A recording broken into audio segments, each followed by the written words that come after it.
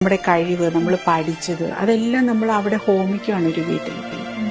നമ്മൾ ചെയ്യണം, നമ്മൾ കുടുംബത്തിന് വേണ്ടി എല്ലാം ചെയ്യാം. പക്ഷേ ഒരു സൈഡിൽ കൂടെ നമ്മൾ നമ്മുടെ കരിയർ, നമ്മുടെ സ്വന്തമായിട്ട് ഏൺ ചെയ്യാനുള്ള ആ ഒരു എബിലിറ്റി ഉള്ളവർ അതൊക്കെ ചെയ്ത് നമ്മൾ സ്വന്തം കാലിൽ നിൽക്കണം. നമ്മുടേതായ ഒരു മേഖല, മറ്റുള്ളവരുടെ മുന്നിൽ തലയുയർത്തി നിൽക്കാനുള്ള ഒരു അവസരം ഒരിക്കലും വിട്ടുകളയരുത്.